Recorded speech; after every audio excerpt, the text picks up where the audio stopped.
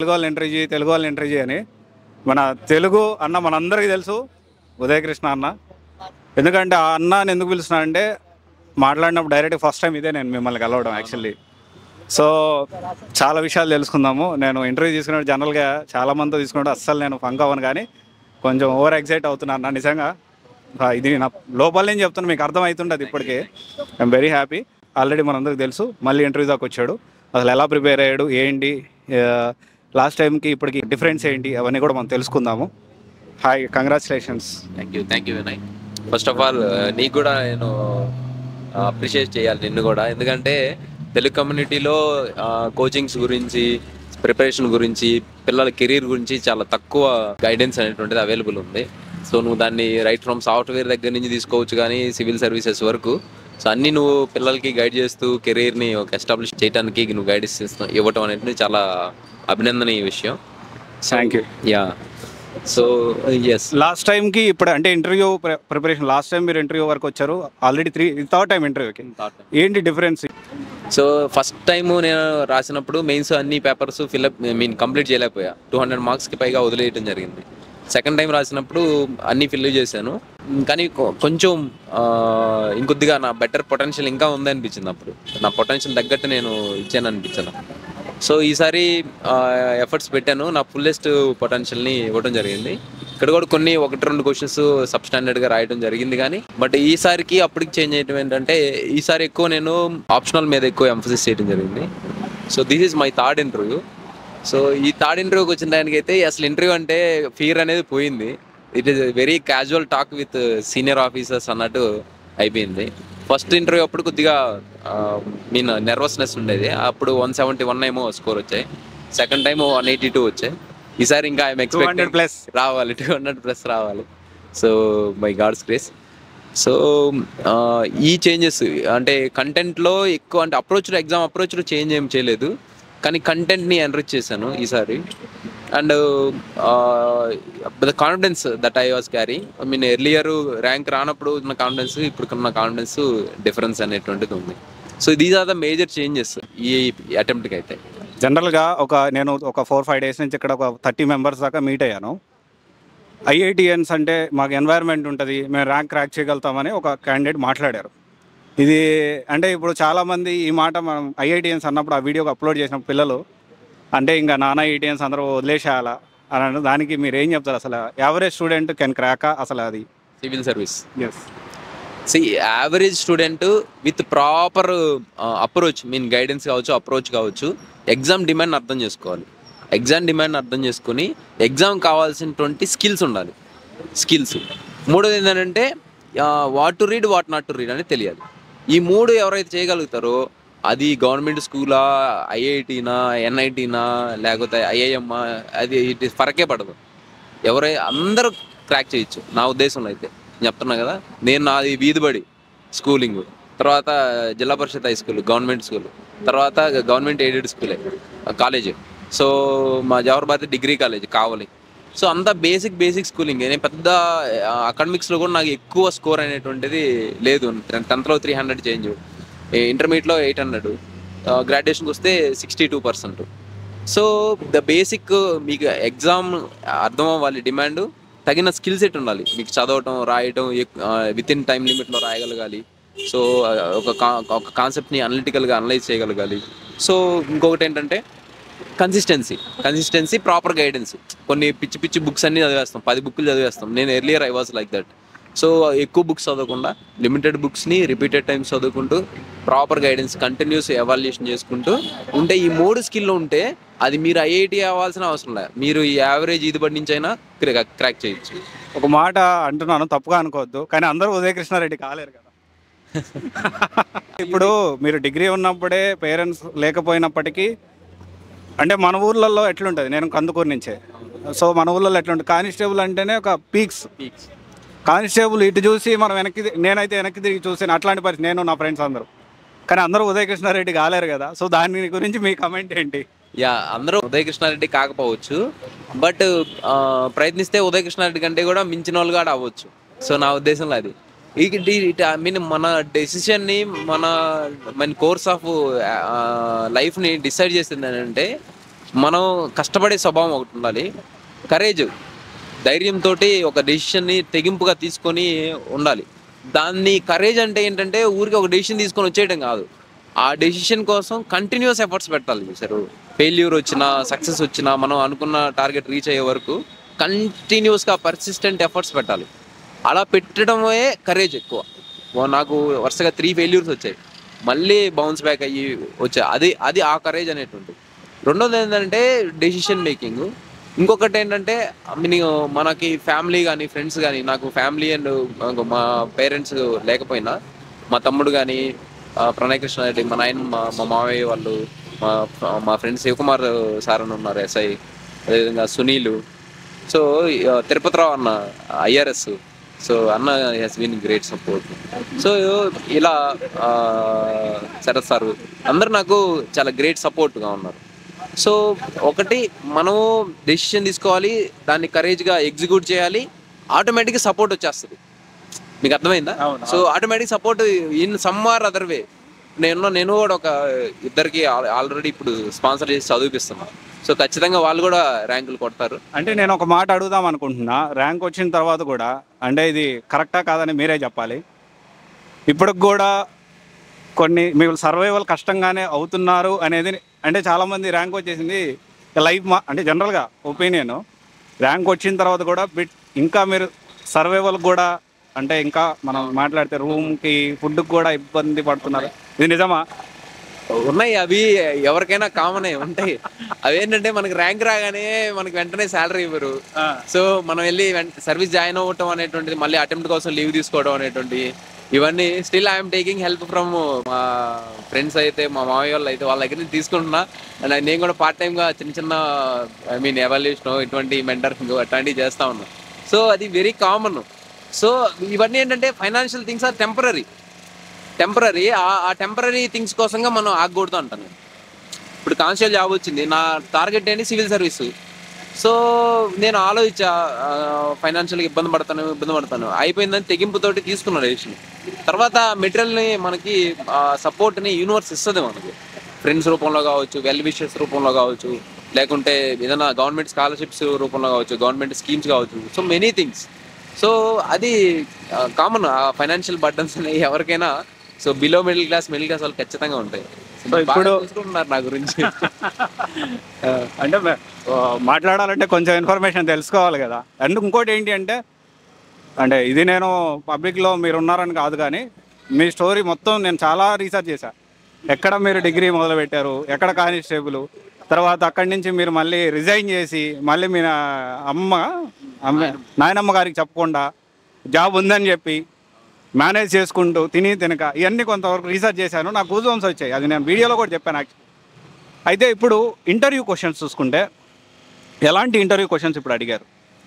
ఇప్పుడు ఫస్ట్ పోగానే ఒక పెద్ద బండరాయి ఎత్తునేసినట్టుగా ఫేమస్ డ్రామా ఫెస్టివల్ ఒకటి చెప్పు అన్నారు. సో అంటే నా డ్యాప్లో ఉండింది అది. సో నాకు వెంటనే సడన్గా గుర్తు రాలేదు. So I don't know sir అన్న. ఓకే, నో ప్రాబ్లం అని చెప్పి తర్వాత పోలీస్ గురించి అడిగారు, పోలీసు కానిస్టేబుల్ దానిలో ఉన్న కెరీర్ ఛాలెంజెస్ వాటి గురించి అడిగారు. తర్వాత Andhra Pradesh left wing extremism face చేస్తుంది, దాన్ని ఎలా ట్యాకిల్ చేసింది ఆంధ్రప్రదేశ్, యునైటెడ్ ఆంధ్రప్రదేశ్, దాని గురించి అడిగారు. తర్వాత కోస్టల్ సెక్యూరిటీ కానిస్టేబుల్గా చేశాను నేను. సో ఆ కోస్టల్ సెక్యూరిటీ ఇండియాలో ఫేస్ చేస్తున్నటువంటి ఫంక్షనల్ ఛాలెంజెస్ ఏంటి ఇప్పుడు అని చెప్పేసి అడిగారు. తర్వాత వస్తే ఒక యూనిక్ క్వశ్చన్ ఒకటి అడిగారు, ఆంధ్రప్రదేశ్లో ఎటువంటి ఒక 10 కర్రీస్ నేమ్ చెప్పండి, దాన్ని ఒక దాల్ అంటే పప్పుతోటి తయారు చేస్తే ఒక 10 రకాల డిషెస్ పేరు చెప్పమన్నారు. సో ఐ సైడ్ 7-8 ఏమో చెప్పాను. తర్వాత ఓకే, నో ప్రాబ్లం అని చెప్పారు. తర్వాత వస్తే ఇంకా సో ఒక టాప్ 3 కంట్రీస్ లాటిన్ అమెరికా నుంచి, తర్వాత యూరోప్ నుంచి అండ్ ఆఫ్రికా నుంచి పిక్ చేసుకోమన్నారు. సో నేను 3 కంట్రీస్ని పిక్ చేసుకున్న, వాటి గురించి చెప్పమని చెప్పారు. దాని తర్వాత వస్తే ఎకానమీ గురించి అడిగారు. సో ఎకానమీ, ఆర్బీఐ ఈరోజు ఎస్టర్డే రెపో రేట్ని తగ్గించడం జరిగిందనమాట.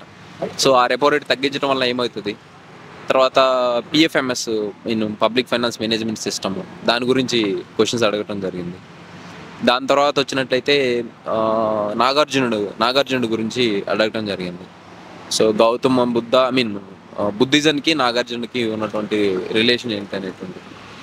తర్వాత స్టేట్ ఫైనాన్సెస్లో సెంట్రల్ డెవల్యూషన్ ఆఫ్ ఫండ్స్ అనేటువంటివి ఎలా మిస్యూజ్ అవుతున్నాయి, వాటిని ప్రివెంట్ చేయడానికి గవర్నమెంట్ ఏం చేసింది అని అడిగారు.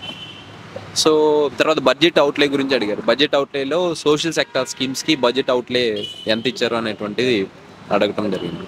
దీని తర్వాత ఓవరాల్ ఇవే క్వశ్చన్స్ అడగడం జరిగింది. Mostly DOF and opinion based questions and today's current affairs based questions అడగడం జరిగింది. సో ఇప్పుడు మనకి ఈ సంవత్సరం 100 మంది ర్యాంకర్స్ వరకు పర్సనాలిటీ టెస్ట్గా అయ్యారు. లాస్ట్ ఇయర్ చూసుకున్న 100 అప్రాక్సిమేట్లీ 43 ర్యాంకులేమో వచ్చినాయి. సో ఇప్పుడు ఒక 3-4 డేస్ నుంచి మాట్లాడుతున్నప్పుడు కొంచెం హిందీ ప్రాబల్యం ఉందా అనే విధంగా క్వశ్చన్ మార్క్. అంటే ఎక్కువ యూపీ, బీహార్, నార్త్ వాళ్ళకి ఎక్కువ ర్యాంక్స్ వస్తున్నాయి. దీని గురించి మీ ఒపీనియన్? యాక్చువల్గా హిందీ బెల్ట్ నుంచి అప్లికేషన్స్, నెంబర్ ఆఫ్ అప్లికేషన్స్ ఎక్కువే ఉంటాయి. సో అబ్వియస్లీ వాళ్ళు ఫైనల్ లిస్ట్లో కానీ ఇంటర్వ్యూ లిస్ట్లో కానీ వాళ్ళు నెంబర్ ఎక్కువ ఉంటుంది. బట్ మన ఏపీ, తెలంగాణ తెలుగు స్టేట్స్ నుంచి ఉన్నటువంటి వాళ్ళ అప్లికేషన్స్ రిలేటివ్లీ హిందీ వాళ్ళతో పోలిస్తే తక్కువ ఉంటుంది. కానీ ఇంకోటి ఏంటంటే ఫైనల్ లిస్ట్లో మన వాళ్ళు బాగా రాకింగ్ చేస్తారు, మంచి ర్యాంకులు తీసుకొస్తారు, చేయడం జరుగుతుంది, బాగా కష్టపడటం అనేటువంటిది ఉంటుంది. బట్ ఇంకా తెలుగు స్టేట్స్ పీపుల్ ఇంకా అవేర్నెస్ ఇప్పటికీ వచ్చింది.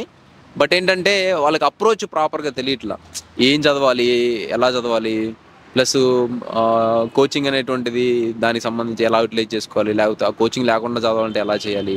సో ఈ అవేర్నెస్ ఇంకా ఇంప్రూవ్ అవ్వాలి. సో మీలాంటి ఛానల్స్ ఎఫర్ట్స్ పెట్టడం, సో నేను కొన్ని యూట్యూబ్ ఛానల్స్, అఖిల్ బుద్ధి గారు, సో ఇలా కమ్యూనిటీ గ్రో అవుతుంది ఇప్పుడిప్పుడే.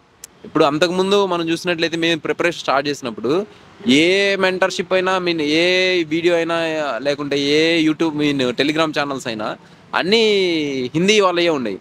వాళ్ళ మెటీరియల్స్ కానీ లేదంటే ఏదైనా మీటింగ్ పెట్టినా స్ట్రాటజీస్ సంబంధించి మొత్తం హిందీలో మాట్లాడేవాళ్ళు. సో ఇప్పుడు అది తగ్గుతూ వస్తుంది. మన వాళ్ళకి కూడా కమ్యూనిటీ బిల్డ్ అవుతుంది. సో యూట్యూబ్ ఛానల్స్ కావచ్చు, ర్యాంకర్స్ కావచ్చు, టెలిగ్రామ్ ఛానల్స్ కావచ్చు, సో ఇలా గ్రో అవుతుంది అనమాట. సో ఈ గ్రో అయ్యేదాన్ని మన తెలుగు స్టేట్స్ వాళ్ళు అందిపుచ్చుకొని వాళ్ళ అవేర్నెస్ని ఇంక్రీజ్ చేసుకొని ఎక్కువ ఎఫర్ట్స్ కనుక ఇస్తే ఈ ఎగ్జామ్ని ఈజీగానే క్రాక్ చేయొచ్చు. అంటే ఈజీ ఇన్ ద సెన్స్ నేనేం చెప్తానంటే ప్రాసెస్ మనకు తెలిసినప్పుడు, అంటే ఎఫర్ట్స్ కూడా పెట్టాలి. ఎఫర్ట్స్ ఇన్ ద సెన్స్ మనం 1000 మైళ్ళు వెళ్ళాలి. సో 1000 మైళ్ళు నడవాల్సిందే. నడవటం అనేది శ్రమ అనుకోకూడదు, ప్రిపరేషన్ శ్రమ అనుకోకూడదు, ఇష్టంగా చేయాలి, ప్యాషన్తో చేయాలి. సో అలా చేస్తే మనకు ఆటోమేటిక్గా ఈజీగానే మనం ఇంకా ఇక్కడ వరకు రావచ్చు. ఆ హిందీ డామినేషను ఏంటి, తమిళ్ డామినేషను, తెలుగు డామినేషను అట్లానే కంటే కూడా so we are all Indians. But ఏంటంటే ఏ స్టేట్ వాళ్ళు ఆ కల్చర్కి దగ్గరగా ఉంటారు కాబట్టి ఈ వర్డ్స్ వస్తూ ఉంటాయి. Nevertheless everybody coming from the hinterland of India and centre part of India and southern part of India. So everybody అంటే ఇంటర్వ్యూలో అలాంటి ప్రభావం ఏమైనా ఉంటుందా? అస్సలుగా ఉండదండి. అసలు మిత్ అయితే ఇంటర్వ్యూలో మిత్ ఏంటంటే మీకు ఫ్లూయెంట్ ఇంగ్లీష్ రావాలి, అవసరం లేదు. ఫ్లూయెంట్ ఇంగ్లీష్ అసలు అవసరం ఉండదు. కాకపోతే ఉంటే ఏంటంటే okay, that shows that your prowess అంటే మీ స్కిల్ దాంట్లో ఉందని అర్థమవుతుంది. అంతేగాని నేను మాట్లాడే ఇంగ్లీష్ చాలా బేసిక్ ఉంటుంది. సో నేను మాట్లాడి లాస్ట్ ఇయర్ కూడా మాట్లాడే, అంతకు ముందు ఇయర్ కూడా మాట్లాడి, బట్ మంచి మార్క్స్ అయితే గెయిన్ చేశారు కదా. గెయిన్ చేసి అదే content is the king, personality is the king. So అంటే మన దగ్గర కంటెంట్ ఉండాలి, మన పర్సనాలిటీ రైట్గా రిఫ్లెక్ట్ అవ్వాలి. అంతేగాని ఇప్పుడు వాళ్ళకి ఇంగ్లీష్ మాట్లాడే వాళ్ళకి కావాలంటే ఆక్స్ఫర్డ్ నుంచి తీర్చుకుంటారు. అదేవిధంగా వాళ్ళకి ఇంగ్లీష్ కావాలనుకుంటే EFLU English and foreign language university ఉంది, అక్కడికి వెళ్ళి తీసుకొస్తారు. దే వాంట్ ద పీపుల్ ఎవరైతే ఒక కాంటెక్స్ట్ని ఖచ్చితంగా అర్థం చేసుకుంటారో, ఎవరైతే ఒక కాంటెక్స్ట్ని లేకుంటే ఒక ప్రాబ్లమ్ని ప్రాపర్గా అర్థం చేసుకుని దాన్ని సొల్యూషన్ ఇవ్వగలుగుతారో వాళ్ళు కావాలి. రెండోది ఏంటంటే ఎవరైనా ఇవ్వగలిగే వాళ్ళు కాదు, మళ్ళీ వాళ్ళకి ఎవరు కావాలి, ఇంటిగ్రిటీ ఉండాలి. ఇంటిగ్రిటీ, మంచి పర్సనాలిటీ అనేటువంటివి ఉండాలి, లీడర్షిప్ స్కిల్స్ అనేవి, ఆర్టికులేషన్, ఇటువంటివి అన్నీ ఉండాలి. సో ఈ ట్రైట్స్నే వాళ్ళు బోర్డు మనల్ని అడిగే క్వశ్చన్స్లో ఎక్స్ప్లోర్ చేస్తారు. అంతేగాని లాంగ్వేజ్ అనేటువంటిది doesn't matter actually. Okay, so ఇప్పుడు మన వాళ్ళు యూపీఎస్సీ కోసం ప్రిపేర్ అయ్యే వాళ్ళు కోచింగ్ తీసుకుంటే బాగుంటుందా, సెల్ఫ్గా అయినా క్రాక్ చేయొచ్చు? ఎందుకంటే ఇప్పుడు కోచింగ్ తీసుకోవడం అనేది కొంచెం కాస్ట్లీ అయిపోయింది. దాని గురించి కోచింగ్ తీసుకోవడం కాస్ట్లీ అయ్యింది. నేను కూడా ఢిల్లీ వచ్చినప్పుడు 1,86,000 ఒకటే అమౌంట్ పే చేయాలంటే 4-5 చోట్ల అప్పు తీసుకొచ్చి పే చేయడం జరిగింది. సో బట్ ఏంటంటే ఇప్పుడున్న సినారియోలో కోచింగ్ తీసుకోకుండా చదవచ్చు, కోచింగ్ తీసుకునైనా చదవచ్చు. But the only difference is that ఈ ఎగ్జామ్ డిమాండ్ ప్రాపర్గా అర్థం చేసుకున్నాం అనుకోండి, చేసుకున్న తర్వాత మీకు ఇందా చెప్పే స్కిల్స్ అనేటువంటి అవసరం. ఆ స్కిల్స్ మీకు ఉన్నాయనుకోండి మీ సొంతంగా చేయొచ్చు. మీ స్కిల్స్ లేవనుకోండి అబ్వియస్లీ మీరు కోచింగ్ జాయిన్ అవ్వాల్సి ఉంటుంది. నేను క్వాంటిటేటివ్ ఆప్టిట్యూడ్ ఎప్పుడో నేను 10th క్లాస్లో మ్యాథ్స్ 10th క్లాస్లో వదిలేశాను. తర్వాత కాంపిటేటివ్స్ ప్రిపేర్ అవ్వాలనుకున్నప్పుడు నేనేం చేశాను, మళ్ళీ క్వాంటిటేటివ్ ఆప్టిట్యూడ్ వేరియస్ కోచింగ్ సెంటర్లో కట్టి జాయిన్ అయ్యి నేర్చుకొని నా స్కిల్స్ ఇంప్రూవ్ చేసుకున్నాను. ఓకేనా. సో నా స్పోకెన్ ఇంగ్లీష్ స్కిల్స్ నాకు అప్ టు ద మార్క్ లేవన్నప్పుడు కొన్ని స్పోకెన్ ఇంగ్లీష్ క్లాసెస్, సీసాట్లో కాంప్రహెన్షన్ క్లాసెస్, మేధాటి శ్రీనివాస్ సార్ కానీ మేధా కానీ ఇట్లా వాటిల్లో జాయిన్ అయ్యి ఎంచుకున్నాను. So it depends on individuals. ఇప్పుడు మీకు ఎగ్జామ్ డిమాండ్ అర్థమయ్యి మీకు చదవటం, నేను తెలుగు మీడియం రాశానని చెప్పి నన్ను చాలామంది అప్రోచ్ అయ్యారు. వాళ్ళందరూ ఏంటి అసలు తెలుగు మీ ఇంగ్లీష్ చదవటం రాదు. నేను స్టాండర్డ్ బుక్స్ ఇంగ్లీష్లో చదువుతాను, అదే స్టాండర్డ్ బుక్సే చదువుతాను, అదే మెటీరియలే చదువుతాను, కానీ రాసేది తెలుగులో రాస్తాను. కొంతమంది ఏంటి ఇంగ్లీష్లో చదువుతారు కానీ తెలుగులో వర్డ్స్ రావు, కొంతమందికి అసలు తెలుగు వర్డ్స్ తెలియవు. సో అంటే ఆ స్కిల్ ఉండాలి. నేనేంటి ఇంగ్లీష్లో చదువుతా, తెలుగు రాస్తా, తెలుగులో చదువుతా, ఇంగ్లీష్లో రాస్తా, కానీ నాకు కంఫర్టబుల్ ఏంటంటే తెలుగు. ఇంగ్లీష్లో చదివి తెలుగు రాయటం, అవే మ్యాగజైన్స్, కరెంట్ అఫైర్ మ్యాగజైన్స్, అవే స్టాండర్డ్ బుక్స్, అవే ఎన్సీఆర్టీ. సో అంటే నా స్కిల్ సెట్ అక్కడికి ఉంది. సో నాకు ఎగ్జామ్ డిమాండ్ అర్థమైంది, స్కిల్స్ ఉన్నాయి కాబట్టి నేను ఇది చేశాను. అదే స్కిల్స్ లేని వాళ్ళు అయితే ఖచ్చితంగా కోచింగ్ తీసుకోవాల్సి ఉంటుంది. ఒకవేళ స్కిల్స్ లేని వాళ్ళు వాళ్ళు ఇంప్రూవ్ చేసుకోవచ్చు కూడా, కానీ ఇట్ టేక్స్ టైం. ఇప్పుడు నేనున్నాను, నా సివిల్ సర్వీస్ కెరీర్ స్టార్ట్ చేసి నేను ప్రిపరేషన్ సాలిడ్గా స్టార్ట్ చేసిన దగ్గర నుంచి ఇప్పుడు నాకు ఒక 6 years పట్టింది. ఈ 6 yearsలో నేను రియలైజ్ అయింది ఏంటంటే మనం ఈ ఎగ్జామ్ రైటింగ్ స్కిల్స్ అని చాలా ఇంపార్టెంట్. ప్లస్ మనం రాసే ఆన్సరు మన అప్ టు ద మార్క్ రాస్తున్నావా లేదా అనేటువంటిది ఆ ఎబిలిటీ కూడా మనల్ని సెల్ఫ్ అసెస్ చేసుకోగలగాలి. మూడోది ఏంటంటే మెటీరియల్ అవైలబిలిటీ. సో ఈ మెటీరియల్ అవైలబిలిటీ లేదు, సో దాన్ని మనం తయారు చేసుకోవాలి. సో ఇటువంటి అన్ని వాటిని అసెస్ చేసి మనం ముందుకెళ్ళాలి. దీనికి నాకు ఎంత టైం పట్టింది, 5 to 6 years పట్టింది. అదే నాకు డైరెక్ట్గా ఇది ఈ ఎగ్జామ్ డిమాండ్, ఇది ఈ మెటీరియల్, ఇదిగో ఇది తీసుకో ఈ మెటీరియల్ నువ్వు తీసుకో అని చదువుంటే నేను ఫస్ట్ అటెంప్ట్ ఇంటర్వ్యూకి వచ్చా. అప్పుడు నేను 200 మార్కులు వదిలేసి మెయిన్స్లో వదిలేయడం జరిగింది. అప్పుడే కనుక నాకు మంచి మెంటరో లేకపోతే గైడో లేకపోతే సీనియరో లేకపోతే మెటీరియల్స్ అవైలబుల్ ఉంటే అప్పుడే అయిపోయింది. అప్పుడు నాకు 9 marksతో మిస్ అయింది. సో అక్కడ మిస్ అవటం తర్వాత గ్రాడ్యువల్గా పడిపోతూ వచ్చింది. సో ఆ విధంగా కోచింగ్ తీసుకోవటం వల్ల ఉపయోగం ఉంటుంది, కానీ అది ఎవరికి, స్కిల్స్ లేని వాళ్ళకి. ఒకవేళ స్కిల్స్ ఉంటే మీరు ఓన్గా ప్రిపేర్ అవ్వచ్చు, దానికి కూడా కొంత ఎక్కువ టైం పడుతుంది అట్లా. సో చూసారు కదా గైస్, యాక్చువల్లీ చాలామంది డబ్బులు లేవని, అన్న నా దగ్గర డబ్బులు లేవు, నేను అంత కోచింగ్ తీసుకోలేను, అంత ఎఫోర్డ్ చేయలేను, అలాంటి వాళ్ళకి జనరల్గా చాలామంది అంటూ ఉంటారు డబ్బులు లేకపోయినా క్రాక్ చేయొచ్చా. మీరు ఫేస్ చేసిన అది ఖచ్చితంగా చెప్పండి. డబ్బులు లేవు అనేటువంటిది అది నేను ఫేస్ చేశాను. నేను అప్పులు తీసుకుని వచ్చి కోచింగ్ సెంటర్లకి ఫీజు కట్టాను. ఇప్పుడు కూడా చాలా ఉన్నాయి, ఇప్పటికే ఉన్నాయి అప్పులు. సో తీసుకొచ్చి పే చేశాను. అయితే ఇక్కడ ఏంటంటే మనం ఫియర్ ఆఫ్ మిస్సింగ్ అవుట్ అంటారు. నేను ఫస్ట్ నేను కానిస్టేబుల్ చేసేటప్పుడు నేను సెల్ఫ్ ప్రిపరేషన్ చేద్దాము, ఢిల్లీ వద్దు అనుకున్నాను. కానీ ఏమవుతుంది, ఇయర్ బై ఇయర్ నేను ప్రిపరేషన్ చేస్తుంటే సిలబస్ అవ్వట్లా, చదివినా కానీ అర్థం కావట్లా. సో నేనేం చేశాను, ఓకే మనం ఢిల్లీ వెళ్దాంలే అని చెప్పి వచ్చా. సో దానికి ముందు నేను Group 2 కోచింగ్ తీసుకోవడం జరిగింది. పక్కన నాకు కొంచెం ఫౌండేషన్ వచ్చింది. తర్వాత అరే మళ్ళీ ఇంతకంటే ఎక్కువ చదవాలేమో అని ఒక ఫియర్ ఆఫ్ మిస్సింగ్ అవుట్ తోటి ఢిల్లీ వచ్చి 1,86,000 పే చేసి జాయిన్ చేశా. జాయిన్ అయిన తర్వాత వాళ్ళు మా డిగ్రీలో ఉన్నదానికంటే నేను Group 2 ప్రిపేర్ అయిన దానికంటే కూడా తక్కువే చెప్పారు. సో ఇక్కడ జాయిన్ అవడం వల్ల నాకు లెర్నింగ్ ఏంటంటే సబ్జెక్ట్ పెద్ద ఇంప్రూవ్మెంట్ అవ్వకపోయినా ఓకే అందరు ఇక్కడి నుంచే స్టార్ట్ చేస్తారు, మనం చదువుతుంది కరెక్ట్గానే ఉంది అని మనకు అర్థమైంది, కరెక్ట్ లైన్లో ఉన్నాం అని అర్థమైంది. అండ్ ఈవెన్ ఐఐటియన్స్ కూడా ఇక్కడికి వచ్చి వాళ్ళు అదే ఎన్సీఆర్టీతో స్టార్ట్ చేస్తారు, అదే బుక్స్తో స్టార్ట్ చేస్తారు. So okay they are very normal people అని చెప్పేసి అప్పుడు నాకు అర్థమైంది. ఇంకా ఇక్కడ ఒక 5 to 6 months ఉన్నాను. ఈ వెదర్ బాగుండదు, ఫుడ్ బాగుండదు. ఇప్పుడు ఇంటర్వ్యూకి వచ్చినా ఫుడ్ సరిగ్గా ఉన్నట్లా, మన ఆంధ్ర బాగున్నాయి. సో అట్లా అన్ని తలనొప్పులు ఢిల్లీ. అందుకని చెప్పేసి మళ్ళీ మక్కం హైదరాబాద్కి చేంజ్ చేయడం జరిగింది. అక్కడికి వెళ్ళిన తర్వాత నాకు ప్రాపర్గా అర్థమైంది, ఓకే ఎక్కడికి వెళ్ళినా ఉండదు, కానీ మనకి స్కిల్స్ కొన్ని కావాలి, ఎగ్జామ్ డిమాండ్ స్కిల్స్, వీటిని అడ్రస్ చేసుకొని వాటి మీద వర్క్ చేశాను. అయితే ఇప్పుడు కోచింగ్ లేని వాళ్ళు ఎలా ప్రిపేర్ అవ్వాలి, అప్రోచ్ అవ్వాలి అంటే సో మీ ఛానల్ ఉంది, నా ఛానల్ ఉంది, అఖిల్ బుద్ధి సార్ ఛానల్ ఉంది, అండ్ ఇటువంటి వాళ్ళు. తర్వాత ఇప్పుడు నేను జాగ్రఫీ మీద ఒక స్ట్రాటజీ చెప్పాను. సో ఆ స్ట్రాటజీ చూసిన వాళ్ళు తక్కువ. మిగతా ఏదైనా పిచ్చి వీడియో చేసామంటే దానికి ఎక్కువ వ్యూస్ వస్తాయి, కంటెంట్ తక్కువ ఉంటుంది. యా, కంటెంట్ వ్యూస్ ఉండవు. సో దాన్ని ఇప్పుడు ఆ పర్ఫెక్ట్ స్ట్రాటజీ జాగ్రఫీకి సంబంధించి. సో అట్లా ప్రతి సబ్జెక్ట్ ఇప్పుడు నాకు టైం ఇప్పుడు ఫ్రీ అవుతా కాబట్టి తర్వాత చేస్తా ప్రతి సబ్జెక్ట్కి, history, polity, economy, science and technology, internal security అట్లా. సో ఆ స్ట్రాటజీస్ని మీరు స్వయంగా ఎగ్జిక్యూట్ చేసుకోవాలి. స్వయంగా ఎగ్జిక్యూట్ చేసుకొని మీరే సెల్ఫ్ డిసిప్లిన్లో ఉంటూ మీరే డైలీ పర్సివరెన్స్ని మెయింటైన్ చేస్తూ చేయాలి. ఇలా చేయడం వల్ల మీరు గమ్యానికి దగ్గర అవుతారు. ఒకటి. రెండోది ఏంటంటే ఇప్పుడు అన్ని కోచింగ్ సెంటర్, కరెంట్ అఫైర్స్ కానీ, టెస్ట్ సిరీస్లు కానీ, మెటీరియల్స్ అవైలబిలిటీ ఈజీగానే ఉంది. సో కాకపోతే మీకు ఏంటంటే మీ పేపర్స్ వాల్యుయేషన్ చేసే వాళ్ళు దొరకరు. అటువంటిది ఏదన్నా సీనియర్నో మీరు డిలిజెంట్గా ఉండి కష్టపడుతూ చేస్తూ ఉంటే ఏ సీనియర్ అయినా హెల్ప్ చేస్తారు. ఒబీడియంట్గా ఉంటే ఏ సీనియర్ అయినా హెల్ప్ చేస్తారు. సో వాళ్ళ హెల్ప్ తీసుకోవటం, తర్వాత టాపర్ కాపీస్ ఉన్నాయి అవి తీసుకొని మనమే వాల్యుయేషన్ చేసుకోవటం. సో ఇటువంటి ఎఫర్ట్స్ చేస్తే కోచింగ్ తీసుకోకపోయినా కానీ ర్యాంకుకి దగ్గర అవ్వచ్చు. కాబట్టి కొంచెం టైం పడుతుంది. ఓకే, అయితే మీ ఛానల్ ద్వారా త్వరలో ఫ్రీ గైడెన్స్ ఇవ్వబోతున్నారు? ఆల్రెడీ ఇస్తున్నారు, బట్ రెగ్యులర్ 1-to-1 అయితే ఇవ్వలేను.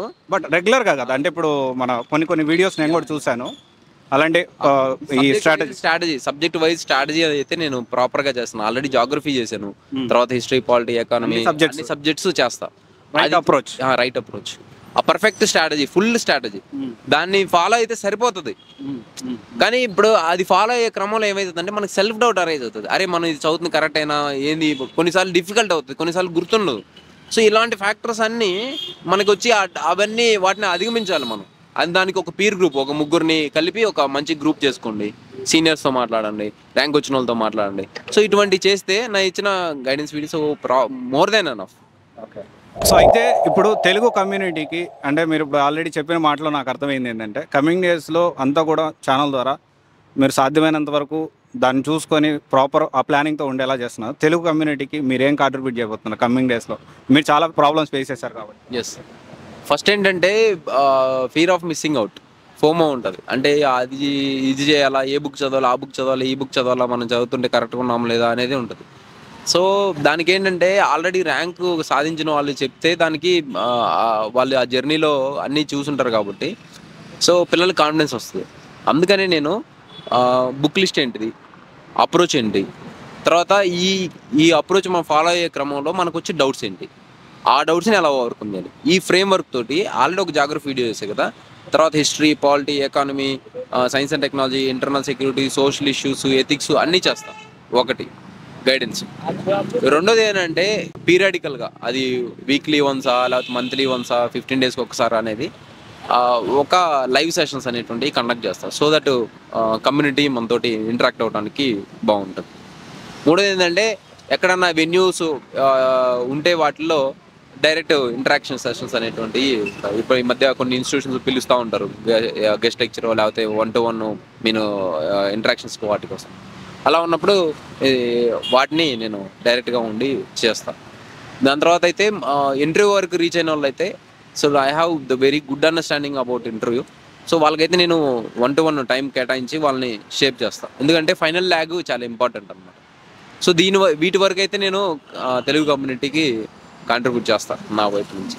సో ఇప్పుడు తెలుగు వాళ్ళందరూ కూడా ఈ ఇంటర్వ్యూ పాయింట్ ఆఫ్ వ్యూలో ప్రతి దాంట్లో ఉదయ్ కృష్ణారెడ్డి అన్న అందరికి హెల్ప్ చేస్తానంటున్నాడు. సాధ్యమైనంత వరకు ఉదయ్ కృష్ణారెడ్డి ఛానల్ అని ఉంది. సో మీరు దాన్ని ఫాలో అవ్వండి. కమింగ్ డేస్లో మంచి మంచి అప్డేట్స్ అనేవి రాబోతున్నాయి.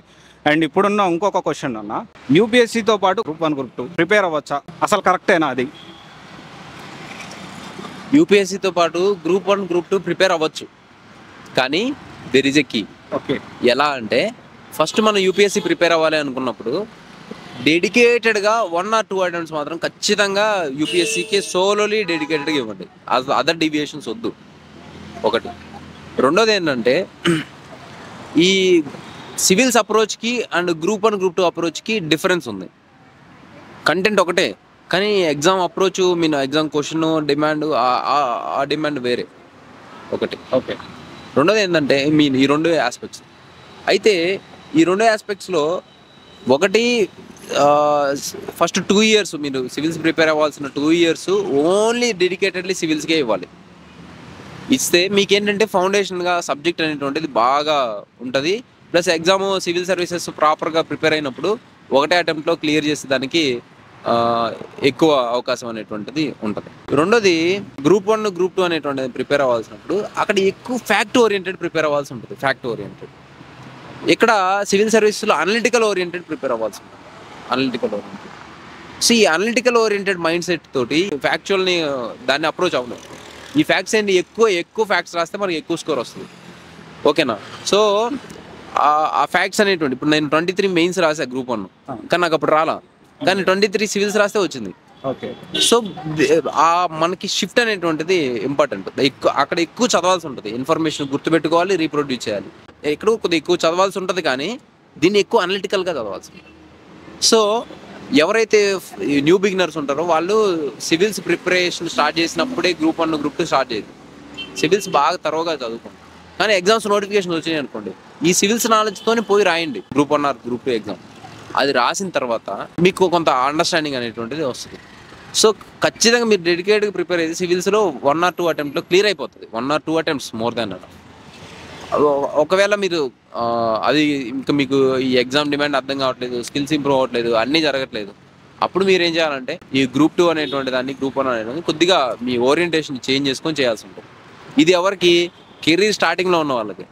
ఏది 21కి గ్రాడ్యుయేషన్ నుంచి బయటకు వచ్చినటువంటి ఫ్రెషర్స్ ఉంటారే వాళ్ళకి ఇది. ఇంకోటి సీనియర్ ఆస్పిరెంట్స్ ఉంటారు, అలా ఆల్రెడీ 2-3 అటెంప్ట్స్ ఇచ్చేసి సివిల్స్ ఉంటారు. వాళ్ళైతే గ్రూప్ 1 గ్రూప్ 2 కలిపి ప్రిపరేషన్ చేయొచ్చు సివిల్స్తో పాటు.